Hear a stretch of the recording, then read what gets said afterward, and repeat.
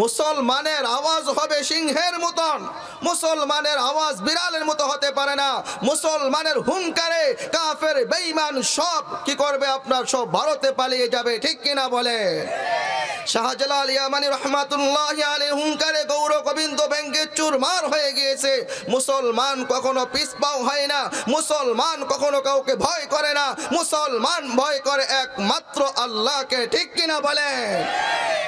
সুতরাং মুসলমানের আওয়াজ হবে কি, উচ্চ কণ্ঠে আওয়াজ হবে। মুসলমান কারো রক্ত চক্ষুকে ভয় পায় না, মুসলমান কোনো নেতাকে ভয় পায় না, মুসলমান কোনো এমপিকে ভয় পায় না, মুসলমান কোনো মন্ত্রীকে ভয় পায় না, মুসলমান কোনো প্রধানমন্ত্রীকে ভয় পায় না, কোনো পুলিশকে ভয় পায় না, সেনাবাহিনীকে ভয় পায় না, কোনো পুলিশ আপনার অন্য কোনো ব্যক্তিকে ভয় পায় না, একমাত্র ভয় পায় আল্লাহকে, ঠিক কিনা বলেন? আল্লাহর নামটা একটু বলেন তো, আল্লাহু আকবার। আরো জোরে আল্লাহু আকবার, আল্লাহু আকবার। আল্লাহর নাম নিলে লাভ আসেনি? বলেন না, আল্লাহর নাম নিলে কোনো লাভ আছে না ক্ষতি আছে? আল্লাহ নামের সাথে কি আপনাদের কোনো শত্রুতামি আছে? বলেন, শত্রুতামি থাকলে বলেন, হুজুর আল্লাহর নামের সাথে শত্রুতামি আছে? আছে? কোনো শত্রুতামি নাই। সুতরাং আমার রবের নাম উচ্চ কণ্ঠে বলেন আল্লাহু আকবার। সাইয়্যিদানা হযরত ইব্রাহিম আলাইহিস সালাতু ওয়াস সালাম, ফেরেশতারা বলে আল্লাহ আপনি শুধু খলিলুল্লাহ খলিলুল্লাহ বলেন, কারণটা কি? আমার আল্লাহ বলে তোমরা কি পরীক্ষা করতে চাও কেন আমি খলিলুল্লাহ খলিলুল্লাহ বলি? ফেরেশতারা বললেন যে হ্যাঁ, আমরা পরীক্ষা করতে চাই। বলে যাও, ইব্রাহিমের নিকটে চলে যাও। ইব্রাহিম বকরি চড়াচ্ছিলেন। একজন জীর্ণ শীর্ণ আকৃতির লোক অনেক দূর থেকে আওয়াজ দিলেন আল্লাহু আকবার। কি আওয়াজ দিছে? কার আওয়াজ দিছেন? কার নাম নিছেন? দুনিয়ার প্রেমিকের নাম নিতে আমাদের কত মজা লাগে, হ্যাঁ? আমার প্রেমিকের আলোচনা আমার সামনে করলে কত আনন্দ লাগে, কত মজা লাগে। কিন্তু যারা প্রকৃত আল্লাহ প্রেমিক, যারা আল্লাহকে মহব্বত করে, যারা আল্লাহকে ভালোবাসে, আল্লাহর নাম তাদের সামনে নিলে তাদের তত বেশি মজা লাগে, ঠিক কিনা বলে?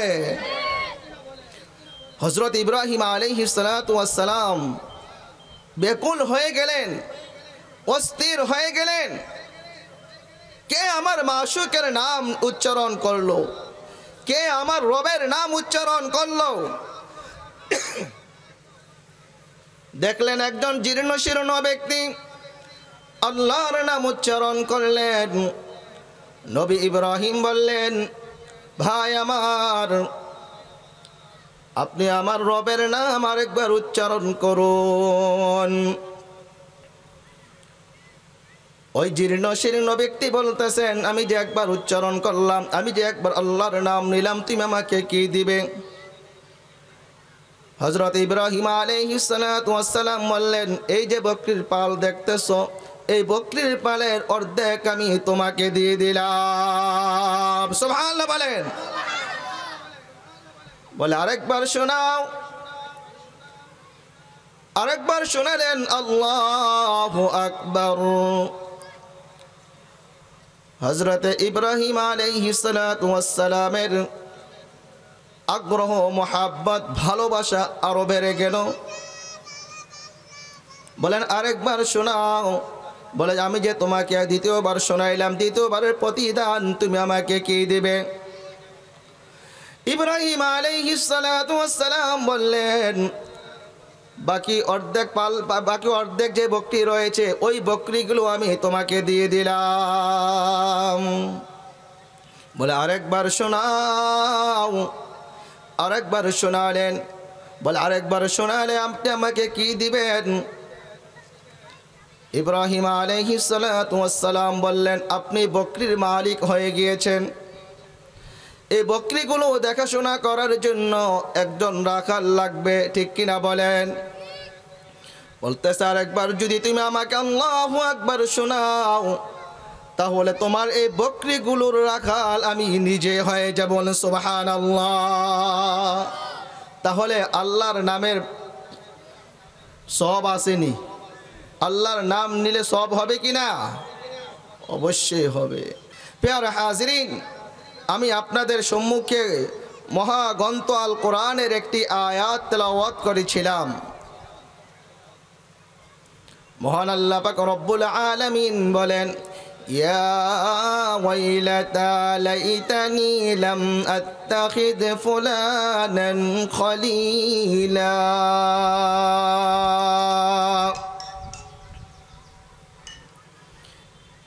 এই আয়াতটুকু নাজিল হয়েছে উকবা ইবনে আবি মুঈত সম্পর্কে। উকবা ইবনে আবি মুঈত তিনি মক্কার একজন মুশরিক সর্দার ছিল।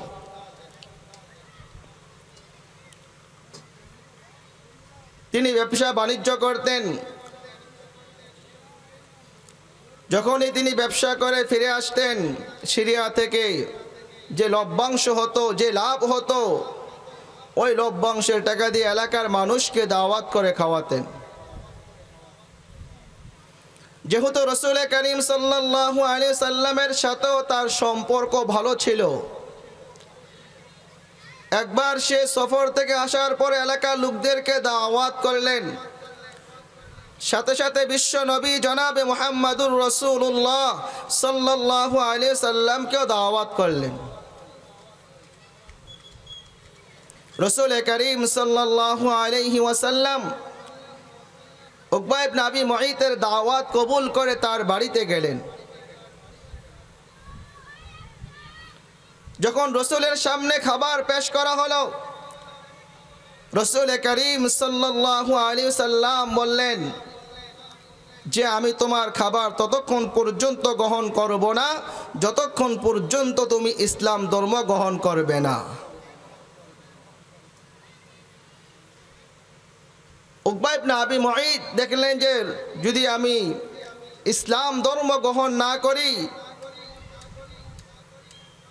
তাহলে মক্কা নগরীর সবচেয়ে সম্ভ্রান্ত ব্যক্তি, সবচেয়ে সম্মানিত ব্যক্তি মুহাম্মদ আমার ঘর থেকে চলে যাবে। আর যখন জানাজানি হয়ে যাবে যে মক্কার সবচেয়ে সম্ভ্রান্ত ব্যক্তি উকবা ইবনে আবি মুঈতের বাড়িতে গিয়ে খাবার গ্রহণ না করে চলে আসছে, সুতরাং এটা আমার জন্য, মানে উকবা ইবনে আবি মুঈতের জন্য লজ্জার কারণ হবে। মানুষ তিরস্কার করবে যে মুহাম্মদ উকবা ইবনে আবি মুঈতের ঘরে খাবার গ্রহণ না করে চলে গেছে। সুতরাং তিনি নবী মুহাম্মদুর রাসূলুল্লাহ সাল্লাল্লাহু আলাইহি সাল্লামের সামনে বলে উঠলেন, আশহাদু আল্লা ইলাহা ইল্লাল্লাহ ওয়া আশহাদু আন্না মুহাম্মাদার রাসূলুল্লাহ। কি করলেন? কালিমা পড়লেন। কি পড়লেন? কালিমা পড়লেন।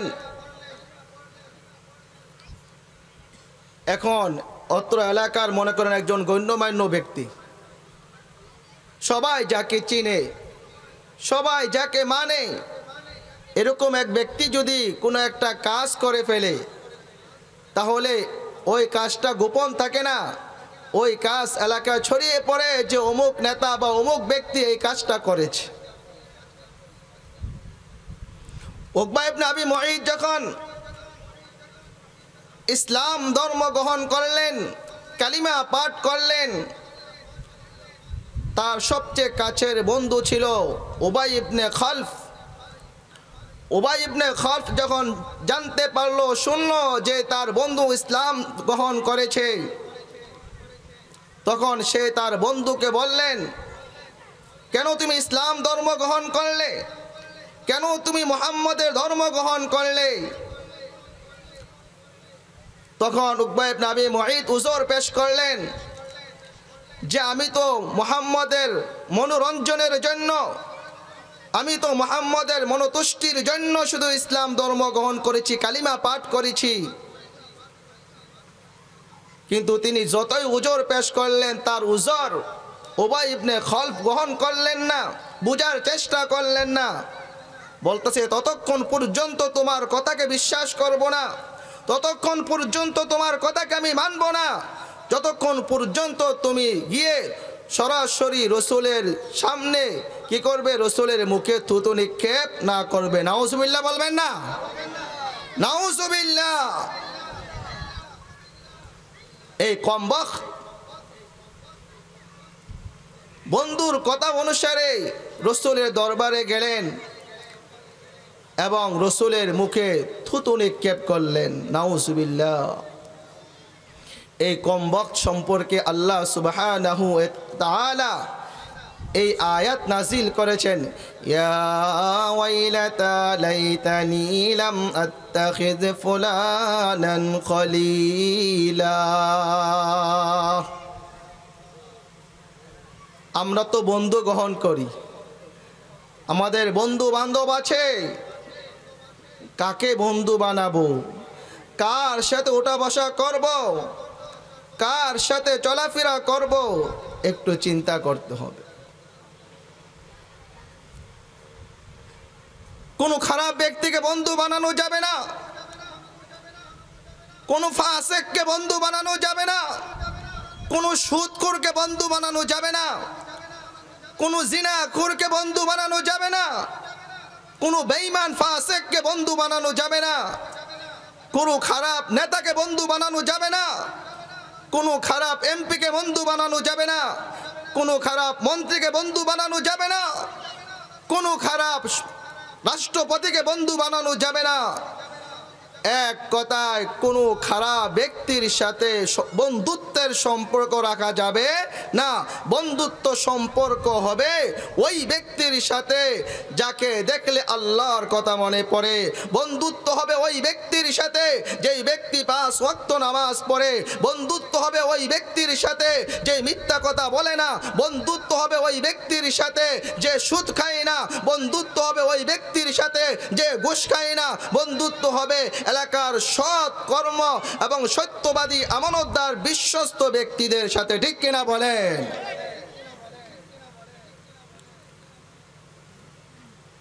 সৎ লোকদের সাথে চলার উদাহরণ পেশ করা হয়েছে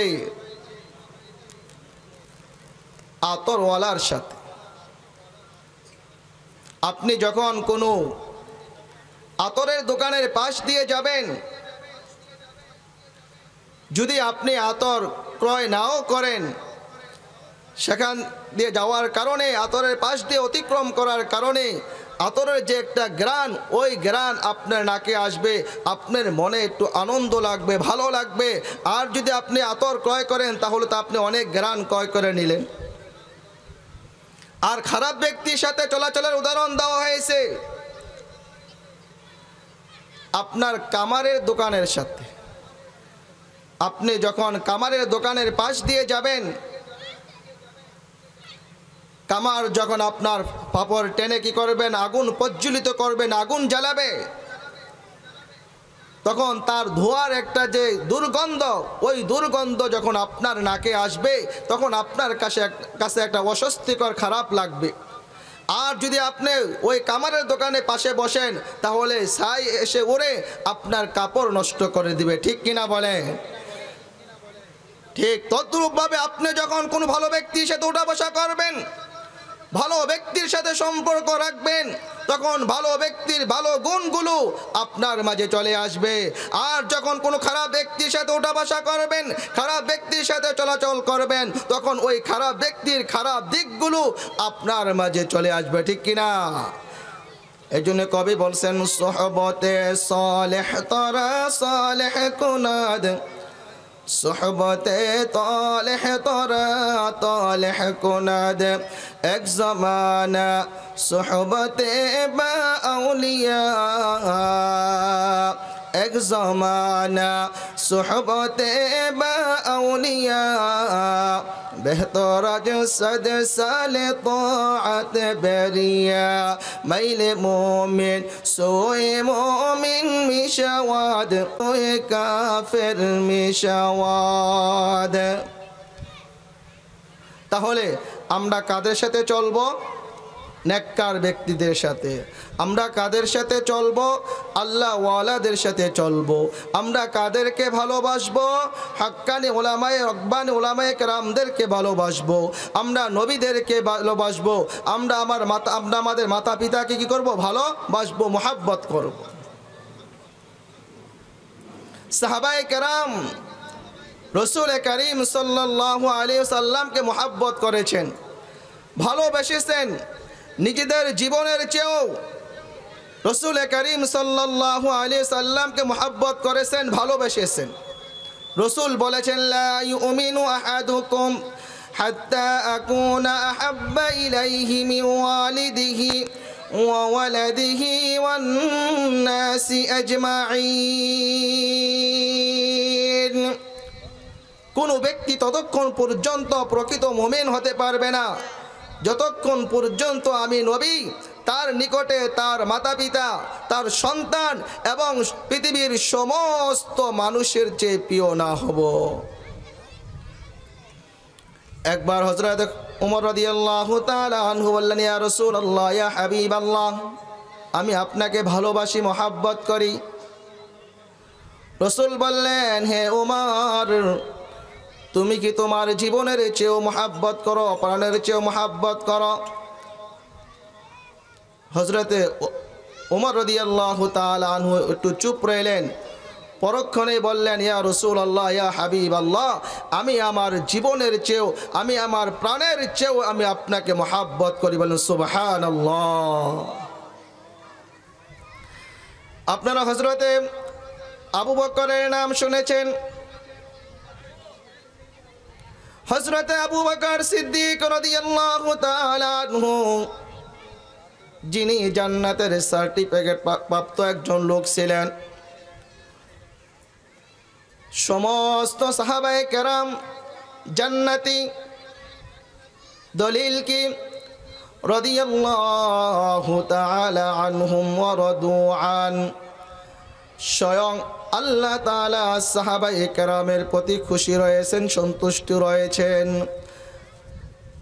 আপনি যদি কারোর প্রতি সন্তুষ্ট থাকেন, খুশি থাকেন, রাজি থাকেন, কাউকে ভালোবাসেন, মহাব্বত করেন, আপনি কি তাকে কখনো বিপদে ফেলতে চাইবেন না। কারণ সে আমার মহাব্বতের মানুষ, সে আমার প্রিয় মানুষ, সে আমার ভালোবাসার মানুষ। আমি তাকে পারলে সহযোগিতা করব, আমি তাকে পারলে বিপদ থেকে উদ্ধার করব, কখনো তাকে বিপদে ফেলার চেষ্টা করব না। ঠিক আমার আল্লাহ সাহাবায়ে কেরামকে ভালোবাসেন, সুতরাং আল্লাহ তাআলা যদি স্বয়ং সাহাবায়ে কেরামকে ভালোবাসেন, আর আল্লাহ তাআলা সাহাবায়ে কেরামকে কোথায় দিবেন না? জাহান্নামে দিবেন না। সমস্ত সাহাবায়ে কেরাম জান্নাতি। বলেন সুবহানাল্লাহ। আবু বকর সিদ্দিক রাদিয়াল্লাহু তাআলা আনহু বললেন, ইয়া রাসূলুল্লাহ, ইয়া হাবিবাল্লাহ,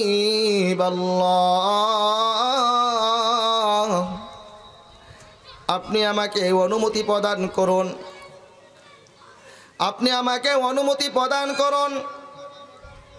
আমি বাইতুল্লাহর সামনে ইসলামের দাওয়াত দেব। কিসের দাওয়াত দিবে? ইসলামের দাওয়াত। আজকে তো আমরা হক কথা বলতে গেলেও হুজুররা দোষ, হুজুরদের দোষ। হক কথা বলা যাবে না। কি বলেন? হক কথা বলতে গেলে সমস্যা। হক কথা বলতে গেলে নিজের বাপেরই কি শরীরে লাগে, নিজের মার শরীরে লাগে। এই জন্য কি হক কথা বলা ছেড়ে দিব নাকি? কি বলেন আপনারা? হক কথা বলা ছেড়ে দিবেন? গলায় রশি লাগলে ছাড়া যাবে? ফাঁসির কাষ্টে ঝুলব, তারপরও হক কথা বলা ছাড়া যাবে না। ঠিক কিনা বলেন?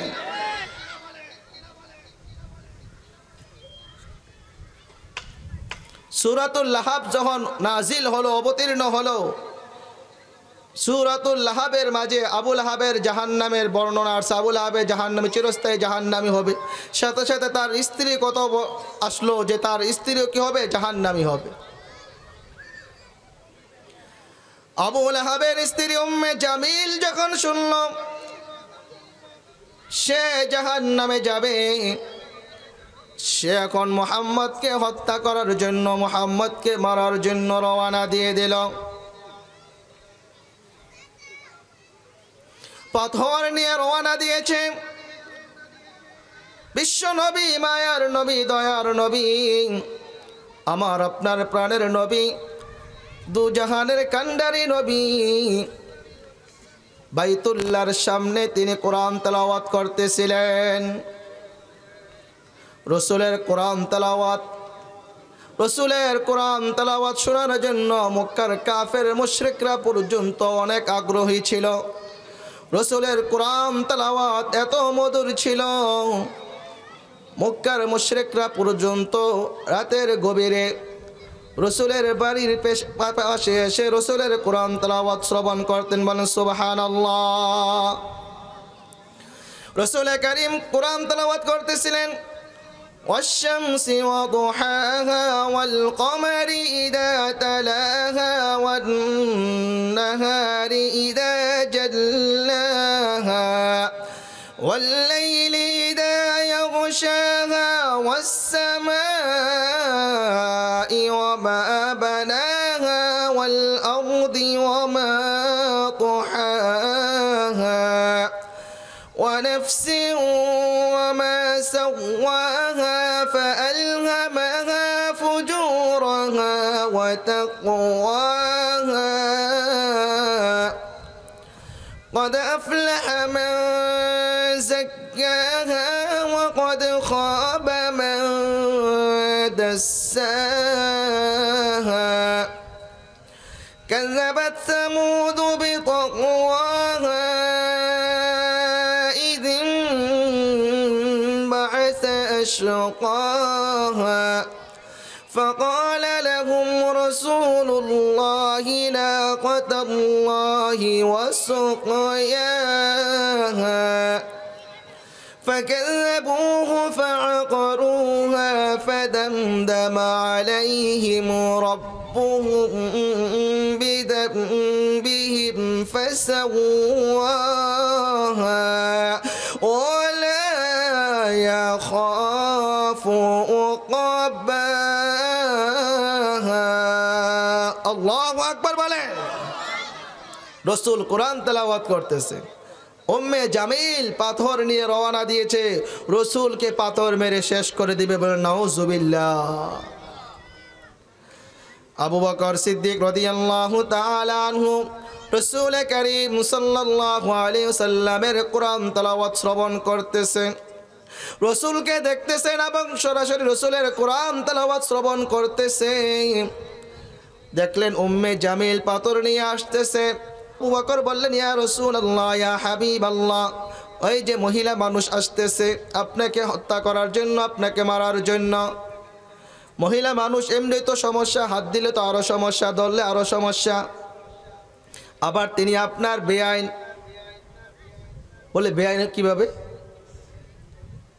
রাসূল করিম সাল্লাল্লাহু আলাইহি সাল্লামের দুইজন কন্যা উম্মে কুলসুম এবং রুকাইয়া রাদিয়াল্লাহু তাআলা আনহুমাকে আবু লাহাবের দুই পুত্র উতবা এবং উতাইবার সাথে বিবাহ দিয়েছে। যার কারণে আবু বকর কি বললেন যে আপনার বেআইন, এক তো আপনার চাচি, আবার আপনার বেআইন, তাকে তো বাধা দেওয়া যাবে না, মহিলা মানুষ। রসুল বললেন, আবু বকর, বাধা দেওয়ার কোনো প্রয়োজন নাই, তাকে আসতে দাও। উম্মে জামিল বাইতুল্লাহর সামনে আসলেন, এসে বললেন, মুহাম্মদ কোথায়? আবু বকর বলতেছেন, আমি মুহাম্মদকে দেখতেছি এবং তার কোরআন তেলাওয়াত শুনতেছি, তুমি দেখো না? হুমকি দেয়, মুহাম্মদ পলায়ন করেছে, মুহাম্মদ আমার ভয়ে পলায়ন করেছে, ভেগে গিয়েছে। আবু বকর বলতেছে, আমি রসুলকে দেখতেছি স্বচক্ষে, রসুলের কোরআন তেলাওয়াত শুনতেছি, তুমি দেখো না? তোমাকে দেখার আমার কোনো প্রয়োজন নাই, দেখানোর কোনো প্রয়োজনও নাই। উম্মে জামিল হুমকি ধমকি দিয়ে চলে গেলেন। আবু বকর সিদ্দিক রাসূলকে বললেন, ইয়া রাসূলুল্লাহ, ইয়া হাবিবাল্লাহ, আমি আপনাকে দেখতেছি, আপনার কোরআন তেলাওয়াত শুনতেছি, কিন্তু উম্মে জামিল আপনাকে দেখলো না, কারণটা কি? রাসূল বললেন, আবু বকর, তুমি কি কোরআন পড়ো নাই, কোরআন তেলাওয়াত করো নাই? আমার আল্লাহ কোরআনে বলেছেন, ওয়া ইযা ক্বারাআতাল কুরআন জাআলনা বাইনাকা ওয়া বাইনাল্লাযীনা লা ইউমিনুন ওয়া বাইনাল্লাযীনা লা ইউমিনুনা বিল আখিরাতি হিজাবাম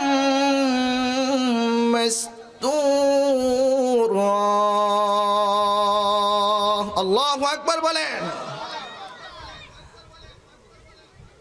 যখন কোরআন তেলাওয়াত করা হয়, ওয়াইদা ক্বারাআতাল কুরআনা জাআলনা বাইনাকা ওয়া বাইনাল্লাযীনা লা ইউমিনুনা বিল আখিরাহ, তখন আপনার মাঝে এবং পরকাল যারা বিশ্বাস করে না তাদের মাঝে মহান আল্লাহ পাক রব্বুল আলামিন পর্দা ফেলে দেন। বলেন সুবহানাল্লাহ।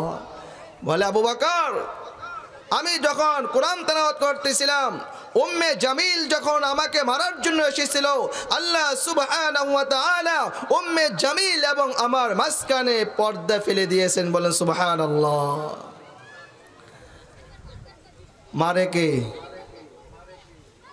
বলেন না, মারে কে? মারেনও আল্লাহ, রাখেনও আল্লাহ। আল্লাহ তাআলা যদি আমাকে আপনাকে হেফাজত করার কি করেন, চেষ্টা করেন, হেফাজত করেন, তাহলে দুনিয়ার সমস্ত মানুষ মিলেও আমার আপনার কোনো ক্ষতি করতে পারবে না। কি বলেন, আপনাদের কথা বিশ্বাস আছে? আমার আল্লাহ যদি আমাকে আপনাকে হেফাজত করতে চায়, দুনিয়ার সমস্ত মানুষ যদি আমার আপনার ক্ষতি করতে চায়, তাহলে আমার আপনার ক্ষতি করতে পারবে? পারবে না। আর আমার আল্লাহ যদি আমার আপনার ক্ষতি করতে চায়, দুনিয়ার সমস্ত মানুষ যদি আমাকে আপনাকে হেফাজত করতে চায়, দুনিয়ার সমস্ত মানুষ মিলেও আমাকে আপনাকে হেফাজত করতে পারবে না। ঠিক কিনা বলেন? তাহলে কোন ভয় আছে? বলেন, ভয় আছে?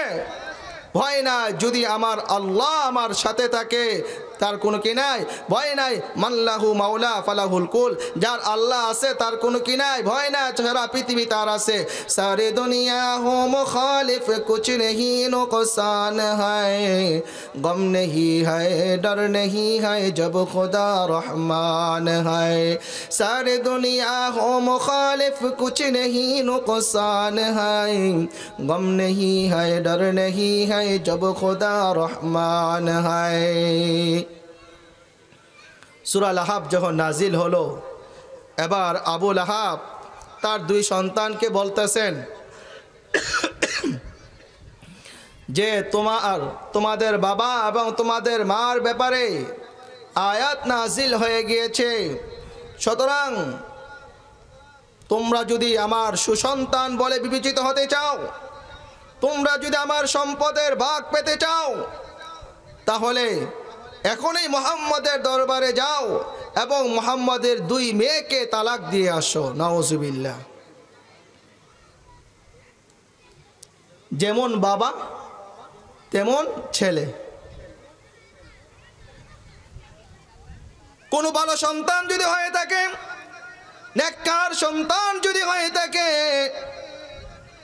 সন্তান জবাব দিত, বাবা তুমি হইলা কাফের, সুতরাং তোমার কথা মান্য করে রাসূলের সাথে দুর্ব্যবহার করা যায় না, তোমার কথা মান্য করে রাসূলের সাথে খারাপ আচরণ করা যায় না। কিন্তু এই কুলঙ্গার সন্তান বিশ্বনবী, দয়ার নবী, রাহমাতাল লিল আলামিন সাল্লাল্লাহু আলাইহি সাল্লামের সামনে গিয়ে বললেন, হে মুহাম্মদ, তোমার আল্লাহ তাআলাকে মানি না। বলেন নাউজুবিল্লাহ। এই কথা বলে তার দুই কন্যাকে তালাক দিলেন এবং রাসূল করিম সাল্লাল্লাহু আলাইহি সাল্লামের জামার কালার ধরে টান দিয়ে জামা ছিঁড়ে ফেললেন। রাসূল করিম সাল্লাল্লাহু আলাইহি সাল্লাম নিজে কখনো নিজের ব্যক্তিগত কারণে রাগ করেন না, কিন্তু কোরআনের বিরুদ্ধে যদি কেউ বলেন, দ্বীন ও ইসলামের বিরুদ্ধে যদি কেউ বলেন, রাসূল তাকে ছাড় দেন না। আল্লাহকে নিয়ে কটূক্তি করবে নবীর সামনে, মুহাম্মদের সামনে, এটা আল্লাহ কিনে না, নবী কি নেবেন না, মেনে নেবেন। দেখবেন আমার আপনার সন্তান আপনার চুল দাড়ি ধরে টানে, আপনাকে খামসায়, আপনি বাবা কিছু বলেন না, কিন্তু আপনার মা যদি সামনে থাকে, আপনার মা কি করবে, নাতিকে ধমক দেবে, হ্যাঁ আমার সন্তানের সাথে এরকম করতেছো কেন, কেন চুল ধরে টানাটানি করতেছো, দাড়ি ধরে টানাটানি করতেছো, কেন আমার সন্তানকে খামসি মারতেছো, ধমক দিবে না? অবশ্যই দিবে।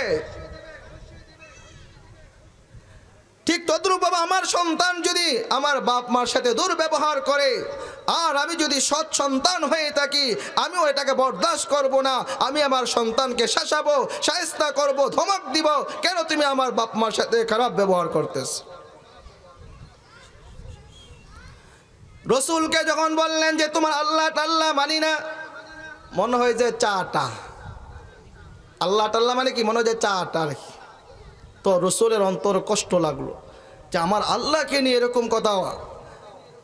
রসুল করিম সাল্লাল্লাহু আলাইহি সাল্লাম কষ্ট পেয়ে বদদুয়া দিয়ে দিলেন, হে আল্লাহ, তুমি দুনিয়ার কুকুর সমূহের মধ্য থেকে যে কোনো এক কুকুরের মাধ্যমে তাকে কি করো, ধ্বংস করো। আমি আপনাদেরকে জিজ্ঞাসা করি, রসুল যদি কোনো বদদুয়া করে তা কবুল হওয়ার ব্যাপারে কোনো সন্দেহ আছে কি? আপনাদের কোনো সন্দেহ আছে? রসুলের বদদুয়া হোক বা দোয়া হোক, দুটোটাই কি হয়ে থাকে, কবুল হয়ে থাকে। উতবা ও তাইবা তাদের শাম দেশে বড় ব্যবসা ছিল,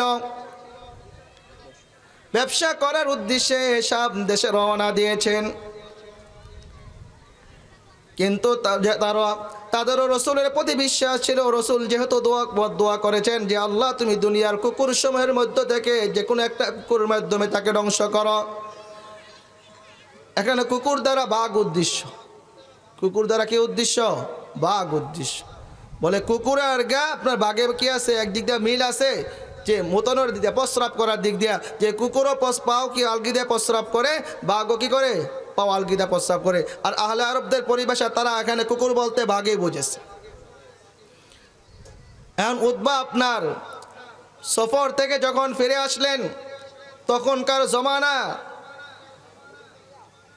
এখনকার জমানার মতন এত আধুনিক ছিল না, যে এখন প্লেন আছে, আপনার বাস আছে, আরও উন্নত মানে কি যানবাহন আছে, অল্প সময়ে কি অনেক দূরে চলে যাওয়া যায়। কিন্তু আগে সফরটা ছিল উটের উপরে বা হেঁটে হেঁটে।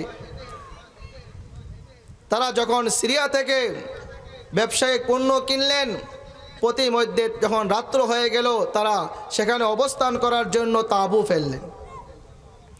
উতবা বলতেছেন আমার ভয় হইতেছে, রসুল বদদুয়া করেছেন, মনে হয় আমার মৃত্যু অবধারিত,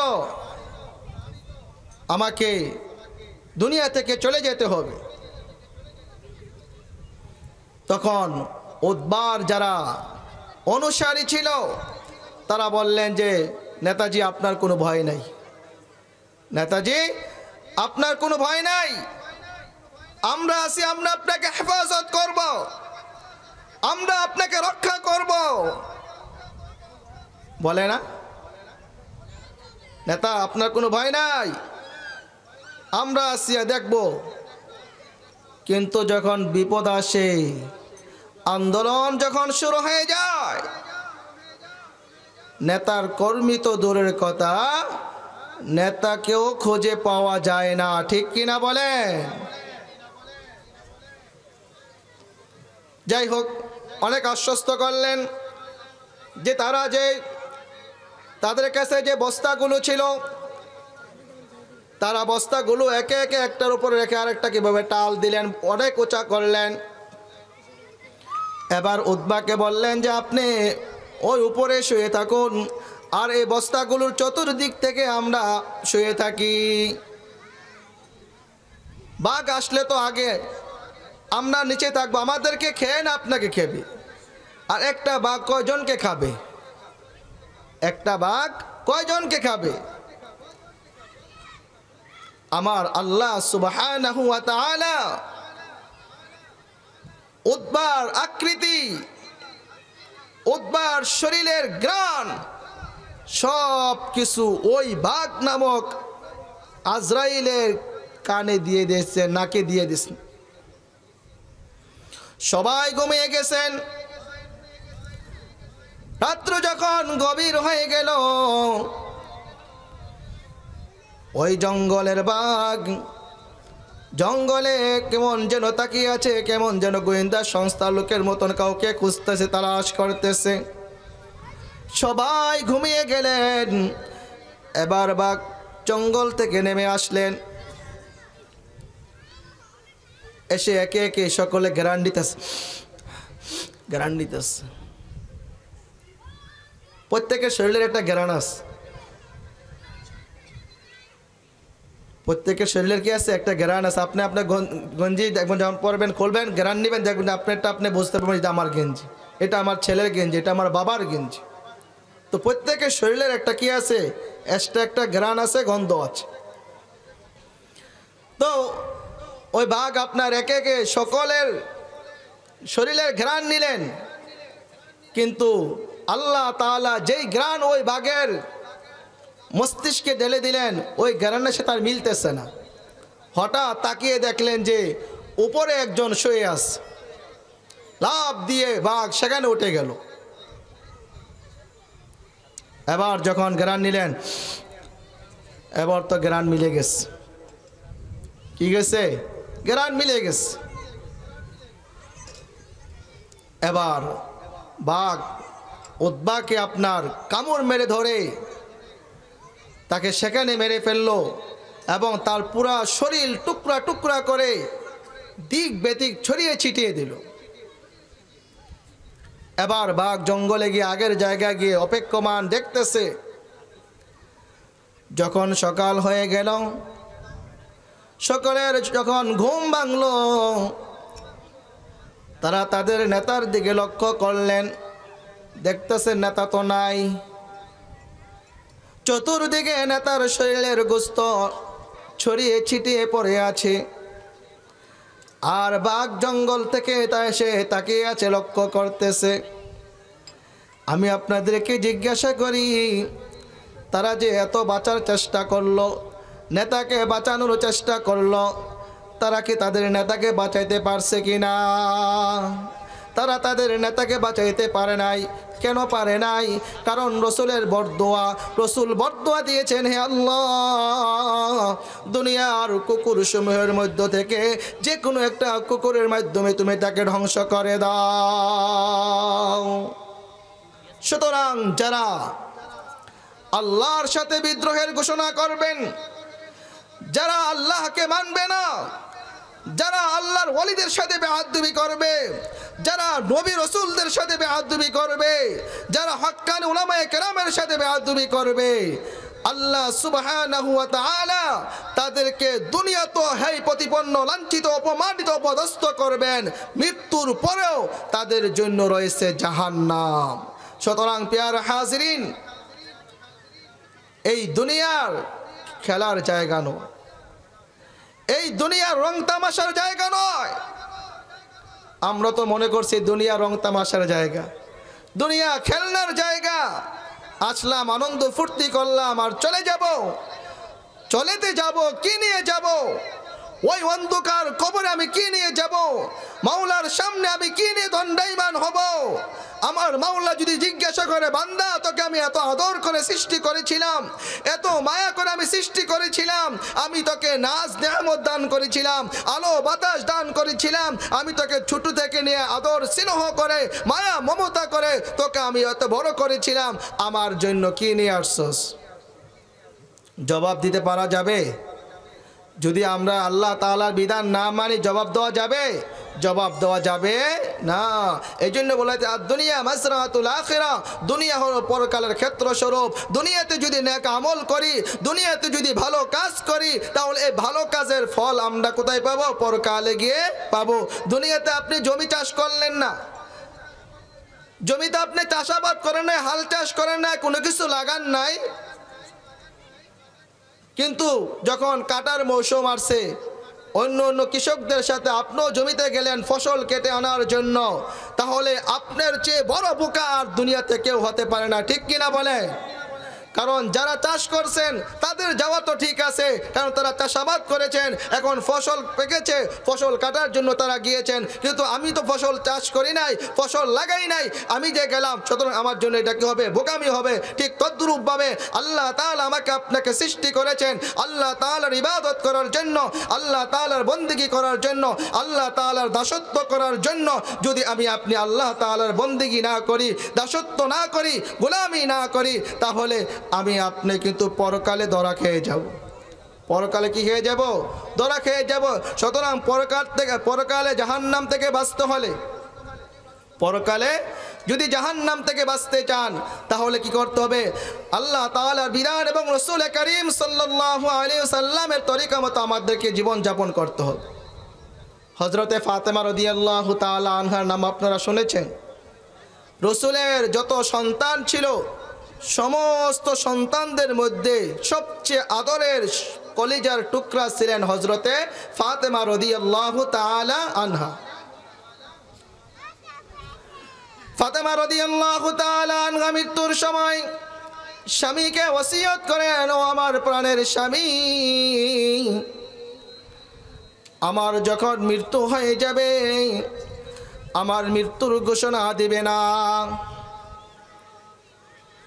আমার মৃত্যুর ঘোষণা ব্যতীত আমাকে কাপড়ের কাপড় পরিধান করে আমাকে কবরস্থানে দাফন করে দেবে। আলী রাদিয়াল্লাহু তাআলা আনহু জিজ্ঞাসা করলেন, ও ফাতেমা, কেন ঘোষণা করব না রে? ফাতেমা রাদিয়াল্লাহু তাআলা আনহা বলেন, ও আমার প্রাণের স্বামী, যখন জায়নামাজ আপনার জানাজার নামাজ পড়ার জন্য লোকজন আসবে, তারা যখন আমার খাটিয়ার সামনে দণ্ডায়মান হবে, তখন তারা আমার কাপড়ের কাপড় দেখে অনুমান করবে যে ফাতেমা এই পরিমাণ লম্বা ছিল, এই পরিমাণ মোটা ছিল। আমি মৃত্যুর পরও চাই না দুনিয়ার মানুষ জানুক যে আমি কি পরিমাণ লম্বা ছিলাম, কি পরিমাণ আমি মোটা ছিলাম। সুতরাং আমার মৃত্যুর পরে কোনো ঘোষণা করবে না, কোনো এলান করবে না, কাউকে জানাবে না। ফাতেমা রাদিয়াল্লাহু তাআলা আনহার মৃত্যু হয়ে গেল। জানাজা পড়ে খাটিয়া বহন করে কে কবরস্থানে নিয়ে যাবে? খাটিয়া বহন করে কে কবরস্থানে নিয়ে যাবে?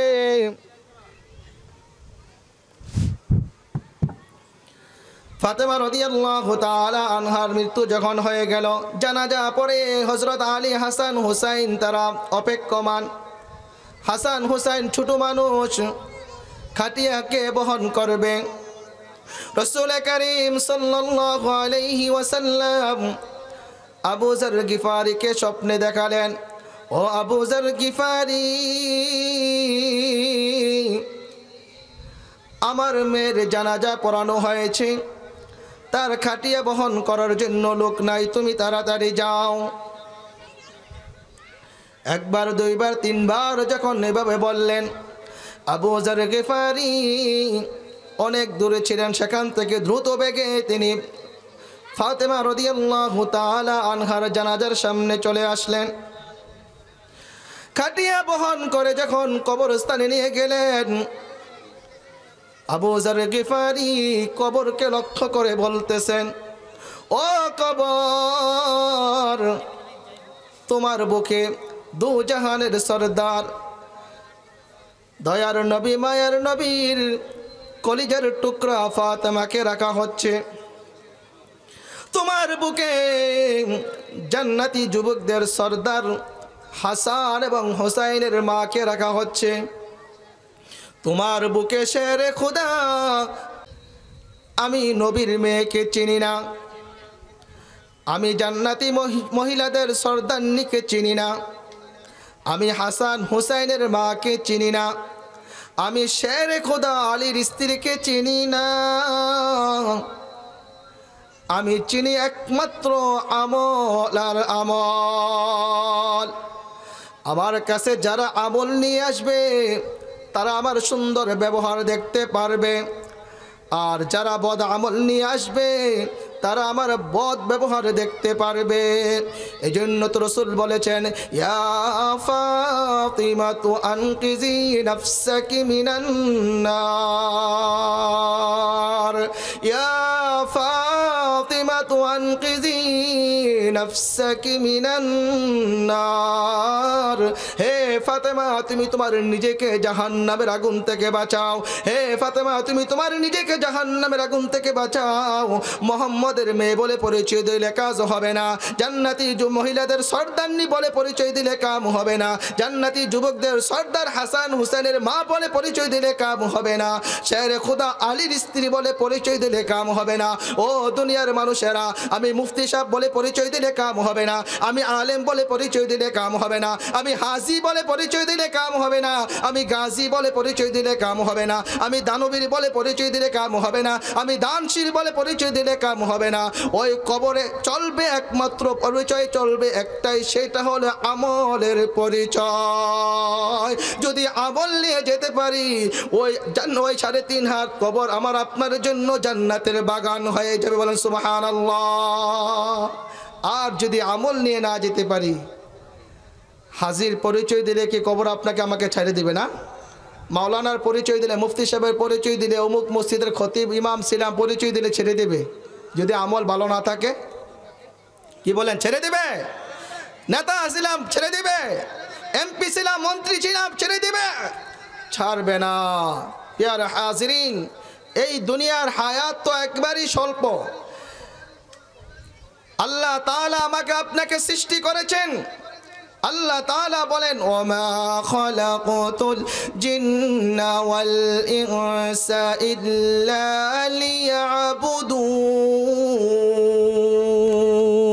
লিয়াবুদুন। আমি জিন জাতি এবং মানব জাতিকে সৃষ্টি করেছি আমার ইবাদত করার জন্য, আমার গোলামি করার জন্য, আমার দাসত্ব করার জন্য। সুতরাং আমরা যদি আল্লাহ তাআলার ইবাদত বন্দেগী না করি, আল্লাহ তাআলার দাসত্ব না করি, আল্লাহ তাআলার গোলামি না করি, আমার আল্লাহ আমাকে আপনাকে এভাবে ছেড়ে দিবেন না। আমরা যেমন একটা গাছ লাগাই, গাছ লাগানোর পিছনে আমাদের একটা মাকসাদ থাকে, উদ্দেশ্য থাকে। আম গাছ লাগাইলাম, আম গাছ বড় হবে, বড় হলে আম ধরবে, আম নিজে খাবো, সন্তানাদি খাবে, আত্মীয় স্বজন খাবে, পাড়া প্রতিবেশীদেরকে দিব। বড় হওয়ার পরে ওই আম গাছে যদি আম না ধরে, তাহলে ওই গাছটাকে আমরা অহেতুক ছেড়ে দেই না, ফেলে রাখি না, সেটাকে কেটে হয়তো জ্বালানির কাজে লাগাই অথবা আসবাবপত্রের কাজে লাগাই। ঠিক আমার আল্লাহ আমাকে আপনাকে সৃষ্টি করেছেন আল্লাহর গোলামি করার জন্য, আল্লাহর দাসত্ব করার জন্য, আল্লাহর ইবাদত বন্দেগী করার জন্য। আমরা যদি আল্লাহ তাআলার ইবাদত বন্দেগী না করি, তার গোলামি না করি, তার দাসত্ব না করি, তাহলে আমার আল্লাহ আমাকে আপনাকে ছেড়ে দিবেন না। আমার আল্লাহ জাহান্নাম সৃষ্টি করে রেখেছেন, ওই জাহান্নামের আগুনকে প্রজ্বলিত করবেন আমার আপনার দ্বারা। আল্লাহ তাআলা বলতেছেন, ওয়াকুদুহান নাস ওয়াল হিজারা, আমি জাহান্নামকে প্রজ্বলিত করব পাথর এবং মানুষের দ্বারা। প্রিয় হাজিরিন, আজান দিবে এখন। আমি আপনাদের কাছে অনুরোধ করব, যদি বলেন পায়ে ধরতে, পায়ে ধরে অনুরোধ করব। এই দুনিয়ার হায়াত শেষ হয়ে যাবে। আমার আপনার বাপ দাদা ছিল, আমার আপনার বাবারা ছিল, দাদারা ছিল, তারা চলে গেছেন। আমাকে আপনাকে চলে যেতে হবে, আমাকে আপনাকে চলে যেতে হবে। এই দুনিয়াতে আমরা কেউ থাকতে পারবো না। কেউ থাকতে পারবো বলেন? আমরা কেউ থাকতে পারবো? আপনারা যেমনি বসে আছেন, আপনারা মনে মনে মনে মনে বলতেছেন যে আপনারা আল্লাহর কাছ থেকে লিজ নিয়ে আসছেন যে না আল্লাহ আমি চিরস্থায়ী থাকবো। কেউ থাকতে পারবে না, কেউ থাকতে পারবে না। আরে ভাই, যার জন্য এই পুরা পৃথিবী সৃষ্টি করা হলো, আসমান জমিন সৃষ্টি করা হলো, আমার নবী, পানের নবী, মায়ার নবী তিনি কি থাকতে পারছেন? তাহলে তিনি যদি চলে যান, তাহলে আমার আপনার চলে যাওয়া তো অবধারিত। অবশ্যই অবশ্যই অবশ্যই আমাকে আপনাকে কি করতে হবে? এই দুনিয়া থেকে চলে যেতে হবে, কেউ আমরা থাকতে পারবো না। সুতরাং আপনাদের কাছে আমার আকুল আবেদন, যেখানেই থাকি না কেন, পৃথিবীর যেই প্রান্তেই থাকি না কেন, কৃষি কাজে আসি, জমিতে আসি, জমির ফসল বুনতেছি, নামাজের সময় হয়ে গেছে, ওই জায়গায় নামাজ পড়ে নেই। অফিস আদালতে আসি, সেখানে নামাজের সময় হয়ে গেছে, নামাজটা পড়ে নেই। মোট কথা, যেখানে থাকবো আমরা কি করব? আল্লাহ তাআলার বিধান, রাসূল করিম সাল্লাল্লাহু আলাইহি সাল্লামের তরিকা মতো আমরা কি করব? আল্লাহ তাআলার বিধানগুলোকে পালন করব। তাহলে আমার আপনার এই জীবনও সুন্দর হবে, আমার আপনার পরকালও সুন্দর হবে। মরতে দেরি হবে, ফেরেশতারা আহলান সাহলান মারহাবা স্বাগত জানাতে দেরি হবে না। জান্নাতের ফেরেশতা আমার আপনার রূহ নেওয়ার জন্য কারাকারি শুরু করে দিবে, যে কার আগে আমার আপনার রূহকে মালে ইল্লিগিনে নিয়ে যাবে। সুতরাং আমরা সব সময় কি করব? আল্লাহ তাআলার বিধান পালন করব, মিথ্যা কথা বলবো না। দেখেন, জান্নাতে যাইতে হলে একবার আলেম হইতে হবে কোনো শর্ত না। আলেম হওয়া কি না জরুরি না। মিথ্যা কথা পরিহার করবেন, সুদ ঘুষ মোট কথা হারাম পরিহার করবেন, হালালটা ধরবেন। হারাম বলতে যত হারাম আছে সমস্ত হারাম কাজ কি করবেন? পরিহার করবেন, আর হালালটা ধরবেন। বাস জান্নাত। চোখ বন্ধ হবে, চোখ বন্ধ হতে দেরি হবে, জান্নাতে যাইতে দেরি হবে না। আমরা পারবো তো ইনশাআল্লাহ? আমরা হালাল ধরবো তো ইনশাআল্লাহ? হারাম ছাড়বো তো ইনশাআল্লাহ? আল্লাহ তাআলা আমাদের সকলকে হালাল পথে চলবার এবং হারাম পথ থেকে বেঁচে থাকবার তৌফিক দান করেন। সকলে বলি আমিন।